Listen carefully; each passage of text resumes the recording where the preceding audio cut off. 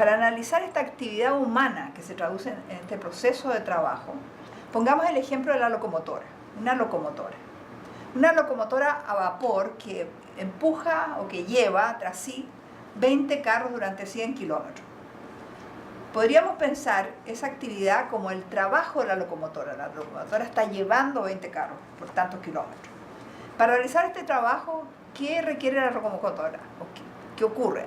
Gasta energía, ¿no es cierto?, producto de la caldera, del carbón que está en la caldera, el vapor, etc. Es decir, gasta una energía. Y claramente nosotros distinguimos el trabajo de la locomotora de la energía gastada. Se gasta energía para hacer el trabajo, ¿no es cierto? Lo mismo ocurre con la persona. La persona humana trabaja. Cuando trabaja, la costurera se cansa, le da sueño, necesita comer, gasta energía que tiene que reponer en la noche y amanecer entonces al día siguiente con más fuerza para seguir trabajando. Entonces, aquí tenemos un cuadro, ustedes van a ver con todos los elementos del proceso de trabajo, donde están los medios de producción que ya vimos anteriormente, materia prima, medios de trabajo, ¿no? Medios de producción, las distintas características, materias primas y medios de trabajo directo, indirecto, etc. Y a este cuadro tenemos que agregar el otro factor del proceso de trabajo, que es entonces la energía humana gastada, la fuerza de trabajo que se llama. Ahora, cuando el patrón le paga a un operario un salario, ¿qué está pagando? ¿Está pagando el trabajo? ¿O está pagando el trabajo que él hizo? ¿O está pagando otra cosa? No vamos a responder a esta pregunta. Fíjense ustedes, estamos haciendo algunas preguntas que no podemos responder todavía, ¿no? Pero lo que sí tenemos que tener en cuenta entonces es que en todo proceso de trabajo existen estas condiciones de trabajo. Y estamos hablando de un proceso de trabajo abstracto, porque es aplicable, llamamos abstracto porque son elementos que pueden ser aplicables en cada trabajo distinto que hace la costurera, el zapatero. Todos ellos necesitan materia prima, medios de trabajo, local, etc. Podemos decir que la mayor cantidad de productos que se encuentran en el mercado, o sea, que nosotros compramos hoy día, provienen de artesanos o de productores independientes hoy día.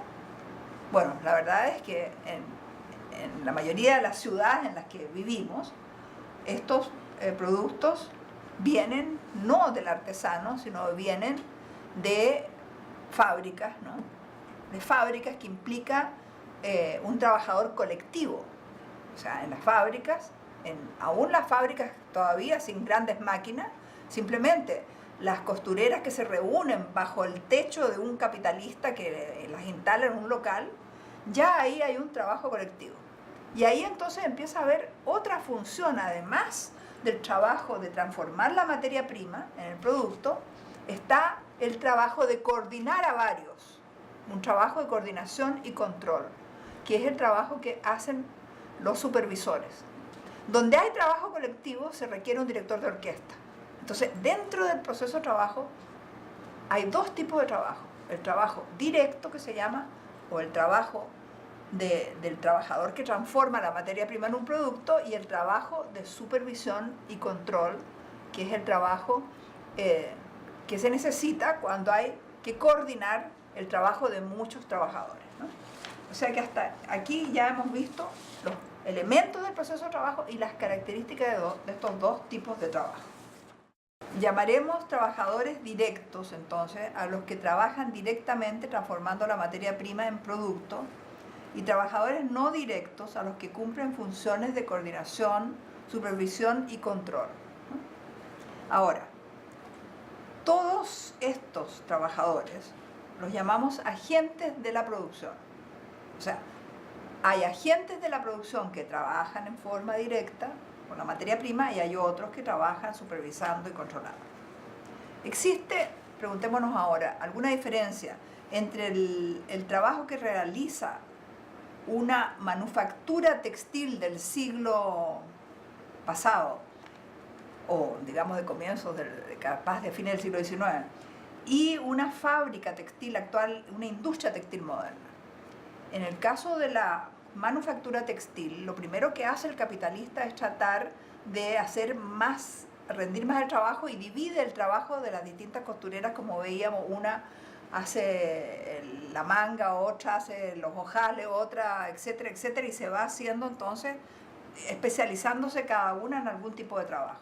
Cuando en la manufactura textil de fines del siglo XIX, digamos, la costurera, aunque trabajaba junto con otra y hacía aspectos parciales del trabajo, el oficio de ella, la capacidad, el arte de coser, digamos, era algo que contaba en la fábrica. No había máquinas que en ese momento hicieran todo, la capacidad, había costureras que lo hacían mejor que otras, y evidentemente que las que lo hacían mal eran desechadas y quedaban las buenas costureras. O sea, la capacidad, la habilidad contaba. Además, la costurera tenía bastante control de lo que hacía. Pero esto se pierde en las grandes industrias modernas. Pensemos, por ejemplo, en los obreros del automóvil, cuando hay ese inmenso monstruo de máquina y las piezas van llegando y siendo montadas por estas máquinas y el obrero se limita a apretar un botón. Ya allí, en ese momento, el trabajador ha perdido completamente el control de su trabajo. Quien controla, quien es el dueño de los medios de producción, pero además controla, es el capitalista. En el caso de la manufactura, el capitalista era dueño del local, era dueño del capital, era dueño de las máquinas, pero la habilidad del trabajador todavía contaba. Entonces, hay distintas formas de dominio o control del trabajador sobre los medios de producción. Y esto es un elemento importante a tomar en cuenta y que nosotros hemos, digamos, llamado relaciones técnicas de producción.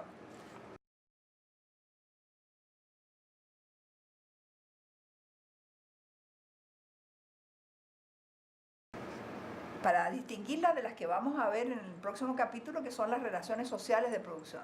Es decir, es muy importante ver qué capacidad tienen los trabajadores de controlar el propio proceso de trabajo en el que están insertos. Porque si no controlan nada, se sienten absolutamente alienados, da lo mismo que sea ese trabajador o otro, y por eso es que en el capitalismo, en las grandes industrias modernas, el capitalista puede cambiar rápidamente a la clase obrera, poner uno u otro porque es apretar un botón.